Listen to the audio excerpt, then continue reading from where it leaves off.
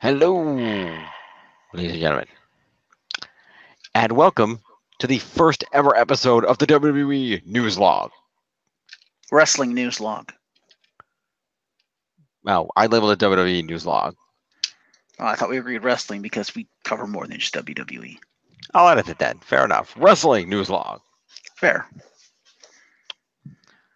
This is Wrestlemania Fallout Week, and this is a new thing we're going to do where we are breaking the news off. It was previously in our fantasy log, but we're breaking off the news for the sake of shortening those videos down. So news will be coming every Friday night, and then on Saturday nights will be the actual fantasy log proper.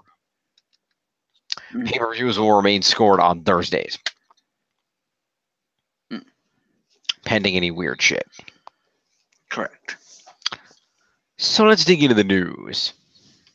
Yes. We don't have a lot, so that's good. No, we're going to try to get through this fairly reasonably. All right, let's open this up. What do we got? A couple of interesting things going on. Let's do this first. Indeed. Where is... I need Firefox open so I can read the news.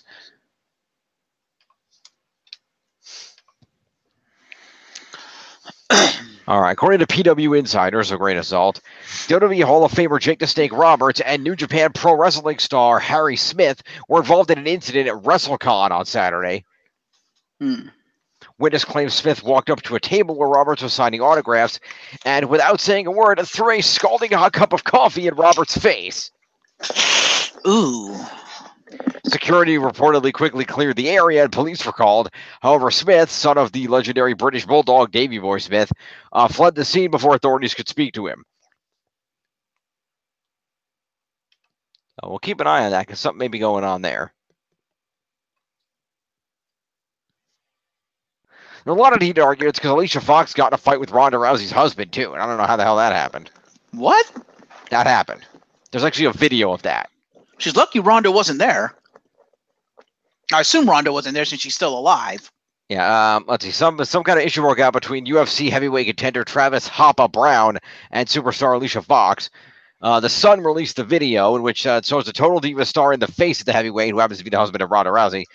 Video was taken at the Hyatt Regency Hotel in New Orleans, where several superstars were staying for WrestleMania.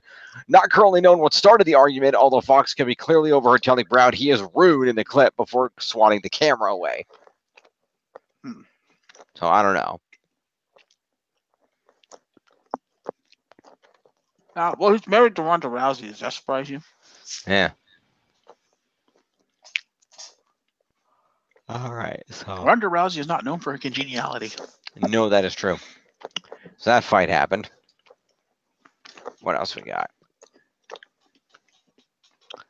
Let's talk about this. Luckily, he's okay. I was a little bit off when I mentioned this during the WrestleMania video, so I want to issue a correction here. Okay. So Jerry Lawler did not suffer a stroke several days before the event. He suffered a stroke about a month before WrestleMania. Fair. And he was apparently unable to speak for 3 days after that happened. Okay. He was with his fiancée, Lauren. Additionally, his face was said to be sagging on one side. He then reportedly woke up on Saturday morning feeling 100% and was able to continue his normal routine and the WWE schedule, including showing up at WrestleMania weekend. Okay, then. So lucky for him. On the new episode of his Dinner with the King podcast, he opened up on exactly what happened and why doctors were shocked at how quickly he recovered. So glad to hear Jerry's okay. That doesn't mean he should push it, though. No, but he had to call one match. It wasn't exactly. Yeah. And he even gave them Byron Saxton. Well, so that's nice. What else we got here? They had to carry Byron Saxton. They did. What else we got? How about this?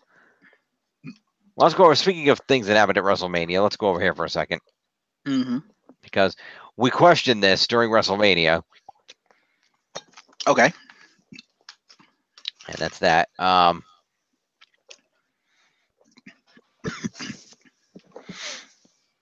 Yes. Let me see here. Okay, so interesting note. Yes, apparently, You would ask the question, and apparently it is true. In fact, Aiden English did in fact shave his head in the middle of WrestleMania. In the middle of WrestleMania? Yes. So what? He came out for the Battle Royal, got eliminated, went backstage and shaved his head? Yes. Is he okay? I don't know. Aiden English came into the Superdome in New Orleans, Louisiana on Sunday night with a full head of hair. By the end of the show, he had a bald head, and it wasn't part of a hair versus hair match. He competed in the Battle Royal with a full head of hair and his normal look. When he appeared later and introduced Rusev, he had a shaved head, meaning at some point during the show, he shaved his head bald backstage. And isn't that illegal? I don't know. Because can't you not do anything to your hair without express permission from Vincent Kennedy McMahon? Well, given he was in the building, I'm assuming he gave him permission. Given how quick it was, there's a possibility he didn't, and he just went back there and came out. I don't know. It seems weird to me. Anyway, continue. Yeah, no, that's about it. Then there's some pictures of showing him before and after. So no, he definitely went and shaved his head in the middle of the show. So okay, then. That happened. Apparently. Speaking of Aiden English, let's talk about Rusev for a minute. Uh-huh. So, for those who don't know, there's been reported rumors of Rusev getting into an argument. Okay. Well, not an argument per se, but there's been concern about his backstage status because Rusev was, of course, originally slated to face The Undertaker in a casket match at the Greatest Royal Rumble, but has since been pulled from that match and replaced with Chris Jericho. A significantly better match, if I say so myself.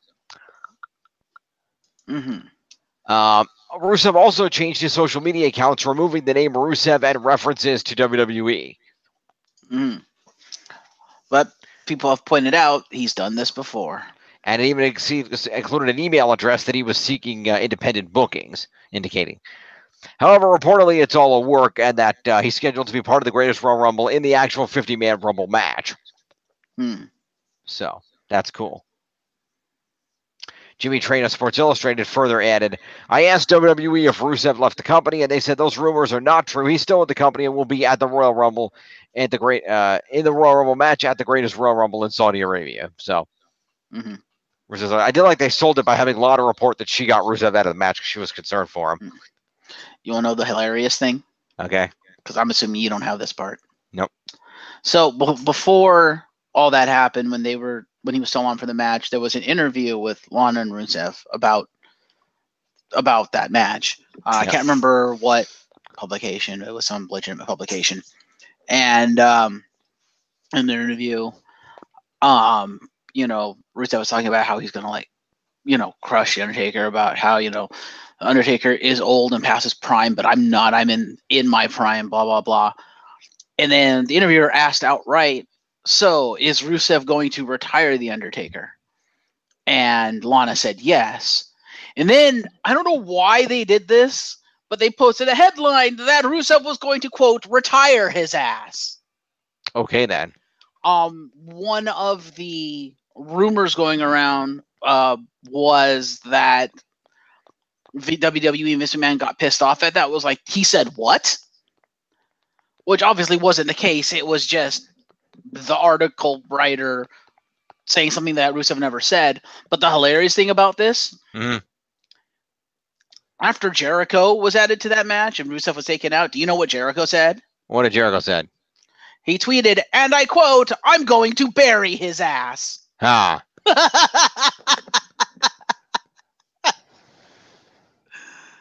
Jericho. Yep. Yeah. Also, Jericho's coming for you, dead man. And also, interesting point to be made. I pointed this out to you before that Chris Jericho has in fact never competed in a casket match in his storied career. Well, now he will. Now he will. So there you go. It'll be a good match. Yeah. Hopefully, it'll mean his return because that will help you out a lot. Hello? Hi. Okay, I was making sure your headset was still working because you didn't respond to that. Oh, sorry. Did you hear what I said? No, I was going to move on to the next story. I didn't realize you were going to wait for a response. Sorry, go ahead. Yeah, because I had said, hopefully that'll also mean that Jericho's actually returning because that will help you out a lot. That will help me out a lot. We'll see. Because you have Jericho, as per usual. Find out. Let's see. Because he's coming back at least for that match. Yep. Let's see here. You know who else is coming back in Saudi Arabia? I wouldn't hold my breath. Fozzy has tour dates booked up through August 12th. Oh.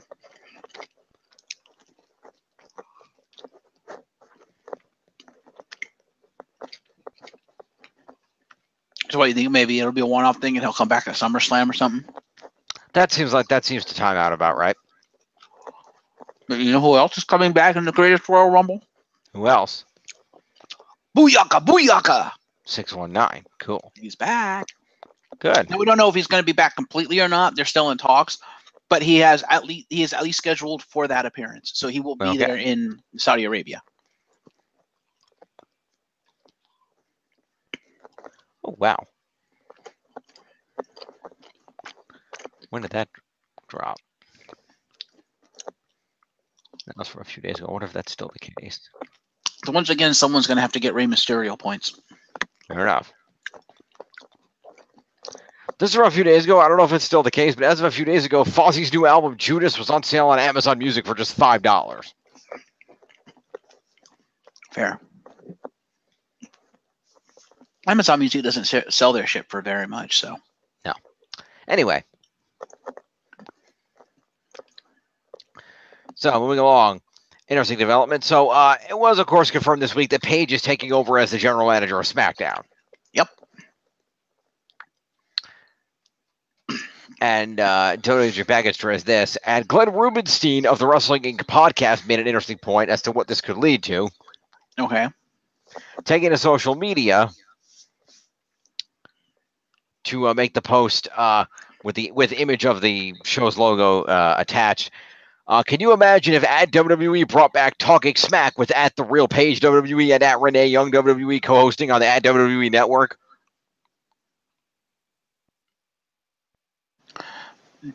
Dude, Paige can barely do a retirement speech without losing her voice. Hashtag bring back Talking Smack.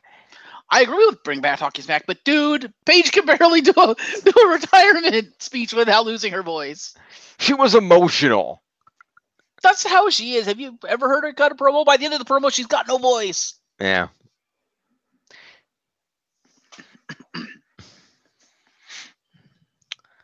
Well, at least one person agreed with the idea, and that was Renee Young.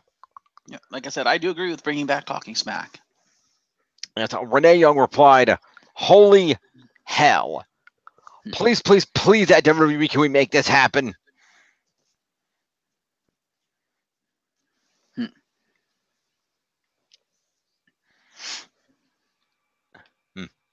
So there you go.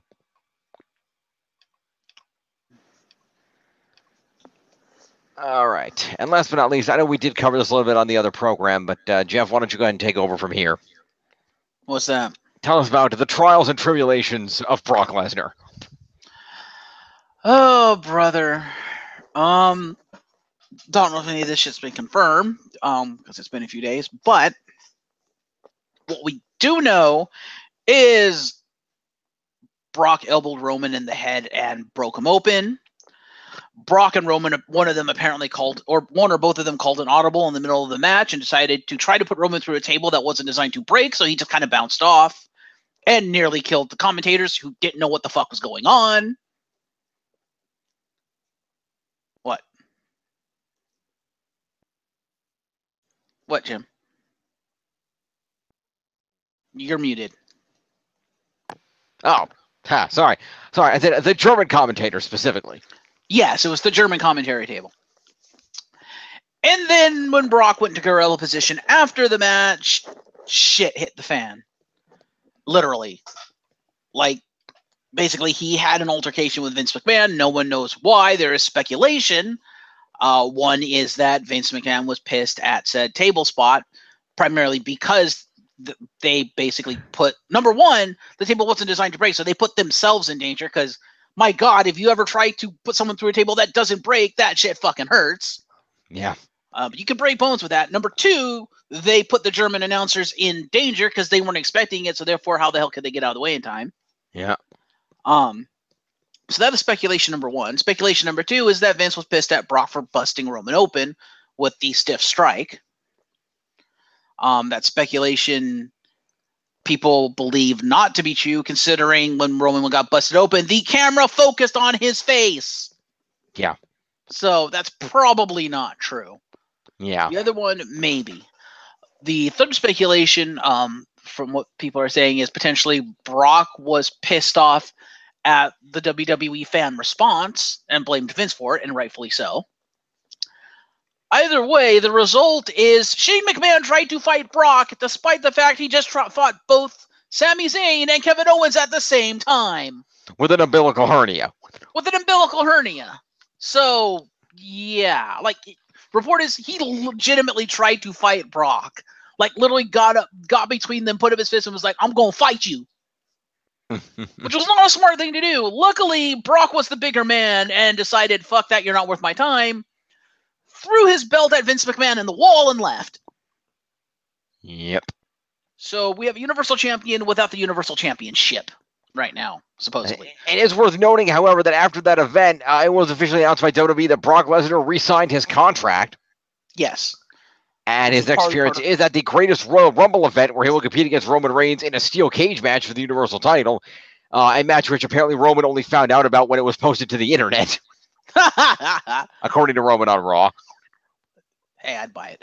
But that was probably a big reason why they decided to have Brock retain. Because, like, well, he's going to stick around. Might as well keep the belt on him. Yeah.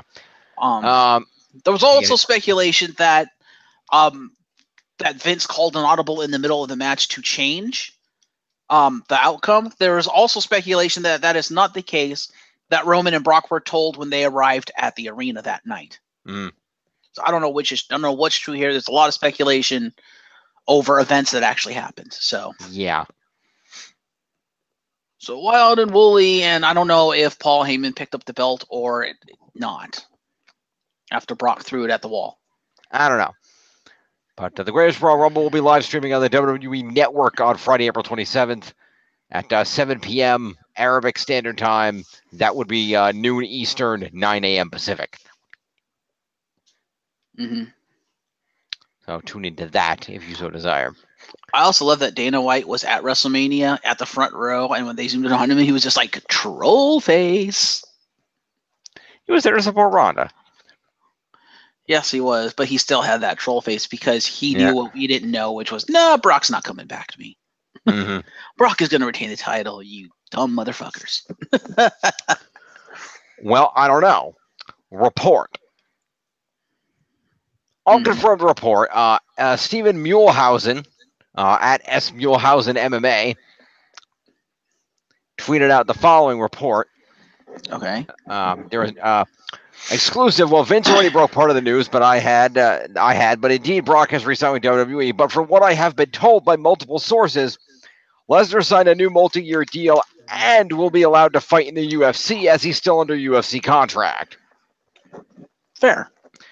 Lesnar's been under a UFC contract since the announcement was made that he's going to fight Mark Hunt at UFC 200.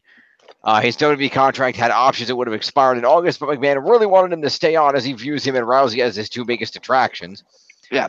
Plan is for Lesnar to fight one time this year versus the winner between Stipe Miocic, Stipe Miocic, I don't know how to pronounce that dude's name, versus Daniel Cormier fight at 226. And Lesnar has to formally re-enter the USADA drug testing pool before that, after the remainder of his suspension, which is around 6 months. Yeah. So, which would put it around SummerSlam? Thereabouts. Wow. The suspension lifts, he drops the belt, goes to MMA, comes back in time for like Survivor Series. That'd be about 4 months. It'd be closer to October. Which would be fine if they're expecting it to lift in October. He drops the belt in August, takes 2 months off to train for MMA, goes to fight, comes back for the Survivor Series. That works. Or they could troll us all, comes back for the Rumble and wins it. Yep. Has he ever won the Rumble? I don't know. I believe he has. Let's find out.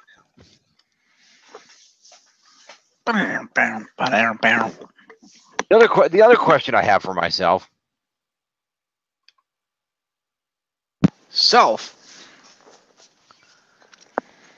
will there be any kind of title match on the line for the winner of the greatest Royal Rumble? Oh yeah, what do you get for winning that? They have not announced yet, other than bragging rights. Mm-hmm.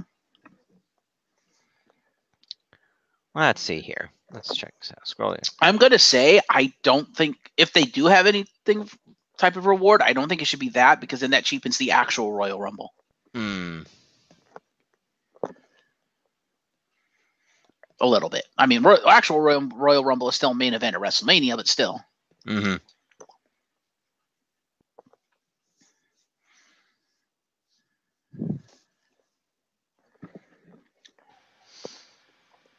Let's see here. According to the stats, Brock Lesnar won the 2003 Royal Rumble at the Fleet Center in Boston, Massachusetts.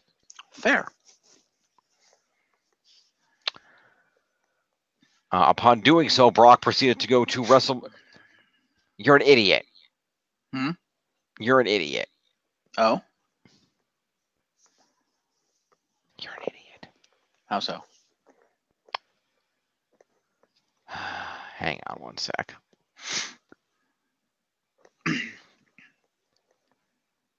Yeah, that's what I thought. Brock Lesnar won the 2003 Royal Rumble. Mm-hmm. He then proceeded to go on to WrestleMania 19 in Seattle to defeat Kurt Angle for the title. Oh. You're a dumb shit. You know how long ago that was? Still, it was a live WrestleMania. You were there. You don't forget that shit. Oh, I remember the match. I remember the match very vividly. You don't forget Brock Lesnar sliding his face on the mat and giving himself a concussion. True. That's not something you forget. Also, I don't forget walking about 2 feet from The Rock backstage. And yet you didn't get his autograph. I was working. I would have got fired if I'd have done that. They said expressly you don't talk to the talent. I was like, fuck you. But I didn't do it anyway. Yeah. Especially when I was going backstage to go back to the locker rooms and The Rock was standing right the fuck there. I was like, God damn it. No, Rock on the left, Bischoff on the right, fucking Linda McMahon with her bald patch standing over there. I was like, God damn it. Me holding a bag with the fucking WrestleMania poster. Fucking, huh? Poster? No, not the poster. It was the booklet thing. Oh, the program. The program, because I bought myself a program. I bought one for me and one for John. Nice. And so I'm standing there, I'm like, I want The Rock to sign this. I want The Rock to sign this, but I can't. Hindsight, I probably should have done it anyway. Mm-hmm.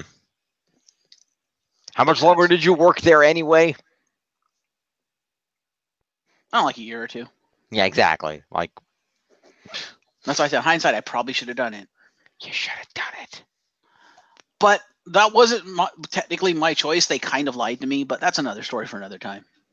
Okay, we'll do that another time. Anyway, so as we were saying, as we continued on, so yes, there's a question as to exactly what's going on with Brock Lesnar and the contract. Mm-hmm. We'll have to wait for. I have some more details here. Let's see what else we got. There appears to be conflicting information regarding the details of the contract extension. Was originally thought to be a short-term deal, but then an MMA reporter said it was a multi-year. Dave Meltzer indicated he doesn't have a lot of info. He said it is a short-term deal, but it does give Lesnar the option of fighting in UFC. But it's going to be at least 6 months before he could do that because of his suspension anyway. They also speculated the word going around is that Lesnar signed a short-term deal, perhaps an extension to his old contract. Most believe there's a good chance he'll drop the belt to Roman at the Greatest Royal Rumble. Well, this is a short-term contract because we know the extension expires in August. That's been confirmed from what I've been told. But the report from that other guy just said it was a multi-year deal. Oh. That's why we don't know.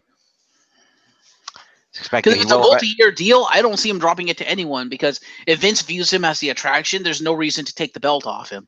Yeah, it's expected that Brock will eventually return to UFC for at least one more fight. That would only happen after he re-enters the USADA drug testing pool and waits out the suspension. Yeah. The reason Lesnar keeps teasing a jump is not only because it's his goal, but also for leverage purposes, as whenever he begins hinting at a jump, Vince responds by giving him more money. Yeah. As noted before, his latest contract isn't simply an extension of his old one, but rather a brand new deal that actually pays him even more money. Yeah. Because as people pointed out right now, it'd be stupid for Brock Lesnar to go back to UFC because WWE pays him more for doing a lot less. Yeah. I mean, I know he wants to fight, but it's like, fight, put my body on the line, or sit my ass at home and make 10 times the cash. Yeah. I'm going to sit my ass at home and make 10 times the cash. Thank you very much.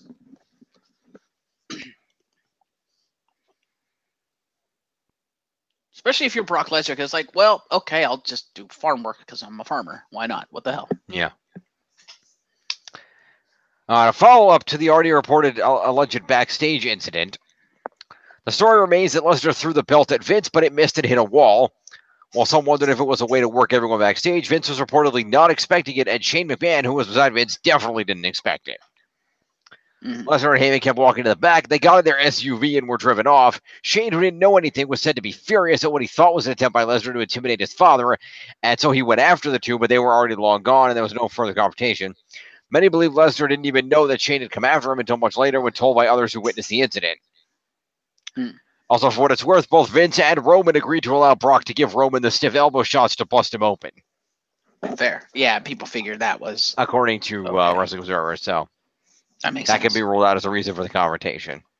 Yeah. No details on the table spot, though. Yeah.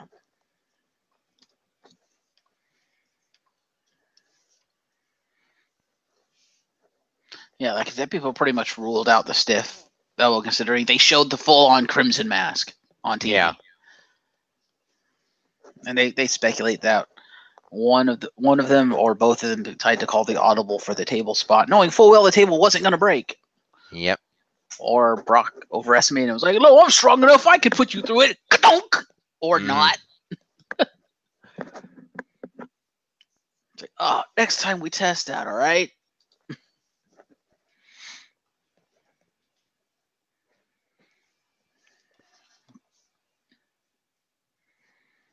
But yeah. So interesting to see what the actual story behind the belt to the face is. What are you reading live on the air? Oh, the story I was going to report just a fun note that apparently Edge was just as confused by the Cena Taker match as everybody else. Okay.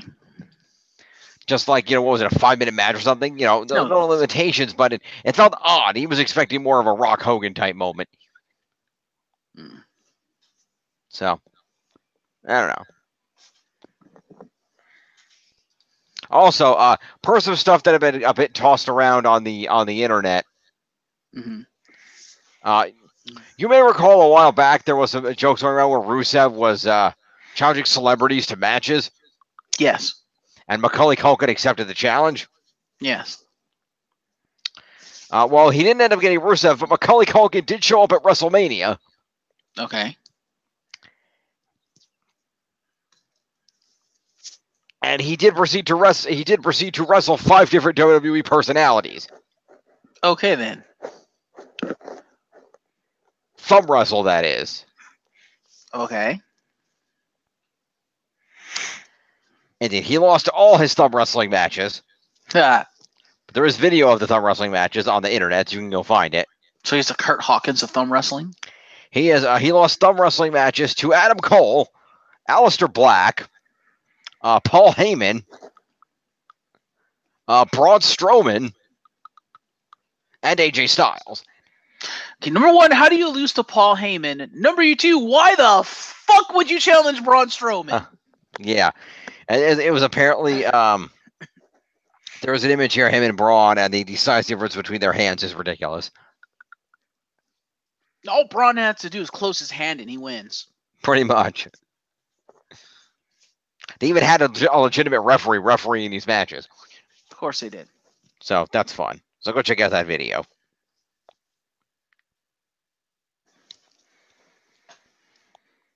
Also, you can then hear Macaulay and his co-host interview the talent via his podcast. So that's available also. Fair. Good times. Thank you to ProWrestlingSheet.com for that story, by the way. I'm surprised Paul Heyman agreed to that. Yeah, it's Heyman. He doesn't seem like the type of guy who would agree to something that trivial.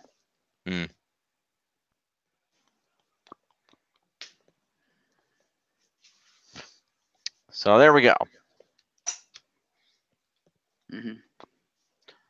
Oh, by the way, you know that wrestling show I watch on YouTube? That British show? Yeah. They've apparently gained enough notoriety that they've been officially acknowledged within the sacred halls of the World Wrestling Entertainment. Because they apparently said some shit about Paul Heyman, and Paul Heyman responded. Oh. Yeah. Because they were saying, like, you know, that there were some, like, rumors and stuff like that maybe Paul Heyman might have, you know, there's, like, a rumor Paul Heyman was doing this or that, or he started a rumor or something, and Paul Heyman was like, no.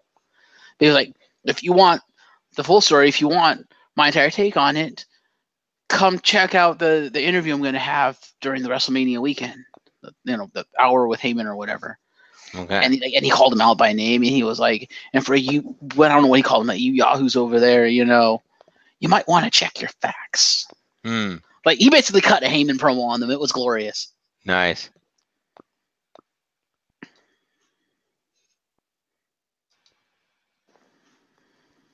No. That's pretty much it. Okay. Were the Fashion Files on SmackDown Live? Because I missed that if they were. I don't know. Like I said, I fell asleep for like half of it. Yeah, fair.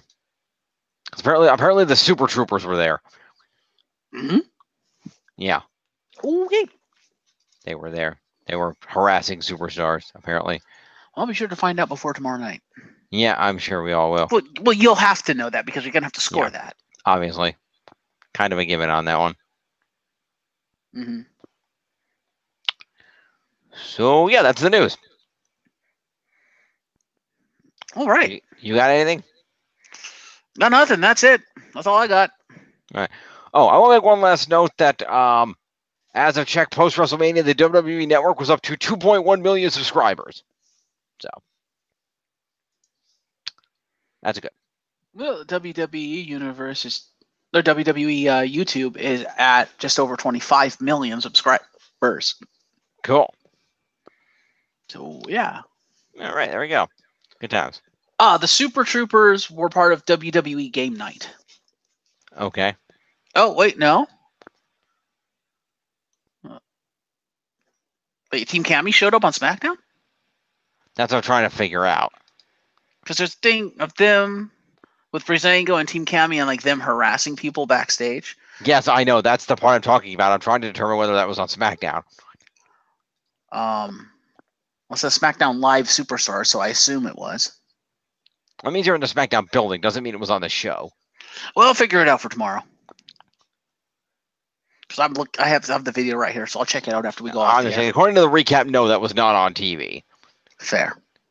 Yes, it was a great crossover. So Fandango tells the prisoner to lock him up, and then immediately telling him to look away, including Tyler Breeze wondering if the troopers are super, where are their capes. Well, the best moment, Kevin Owens and Sami Zayn shows up. They're both given a ticket for dressing like a Canadian version of Smash Mouth and impersonating a gym teacher poorly. Okay. To which Owens reacts by ripping his up and saying, "You know, I was really looking forward to seeing that sequel, but not anymore. I really wanted to see it," Zayn complains to him. "We'll still see it. Shut up," Owens replied. Okay. Really, WWE? Oh, wow. What? Didn't know that's how they were spelling that. Okay. Spelling what? The Iconics. Oh. It's spelled with 2 I's. Since I can't say the Iconic Duo anymore, it's like Roman numeral 2, the Iconics. Oh, interesting. Okay. Yeah. Like, okay. Didn't know that. Didn't notice that on their Titantron. But fun. Fair enough. Anyway, this has been the news. Yep. This has been the WrestleMania Fallout. We will see you next week. Not next week, tomorrow. Well, yeah, next week for more news, I mean. Oh, yeah. Yeah, the news will be back next week, but stay tuned with us. What is now tomorrow, because it's 4 a.m. for me and 1 a.m. for him. when we will do the usual recapping of the shenanigans. Absolutely, and it'll be the first scoring of the season. So we'll see if our picks came through or not, and see how well your strategy panned out. We will. We'll find out. We'll see you then, folks. Peace. Bye. Canada knows. No.